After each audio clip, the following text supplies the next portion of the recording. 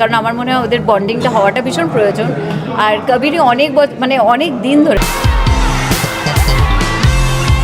ও বাইরে ভাই, এইটা আমি কি দেখলাম? শাকিব খানের পাশে সারা টেন্ডুলকার। আমি যা দেখছি সত্যি কি আপনারা তাই দেখছেন? হ্যাঁ দর্শক, গণমাধ্যমে এখন একটা ছবি প্রচুর পরিমাণে ভাইরাল হয়েছে, যেখানে শাকিব খানের পাশে সারা টেন্ডুলকারকে খুবই ঘনিষ্ঠভাবে দেখা গেছে।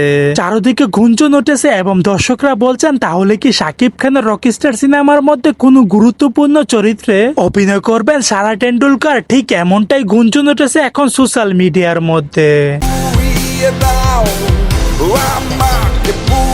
আর এই ছবিটি দেখে খেপে উঠেছেন ওপার বাংলার জনপ্রিয় অভিনেত্রী কোয়েল মল্লিক। তিনি সরাসরি জানিয়েছে এটা আমি কখনোই বিশ্বাস করব না, কারণ এটা একটা এআই দিয়ে ছবি তৈরি করা।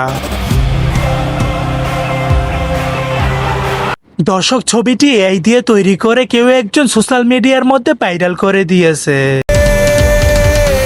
আমাকে নিয়ে যাও তোমার সাথে।